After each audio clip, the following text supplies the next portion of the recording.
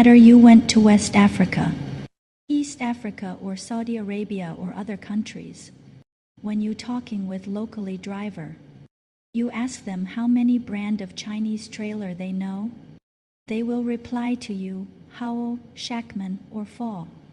90% of them don't know China. Semi-trailer factory, they have their own brand. China truck factory didn't produce trailers.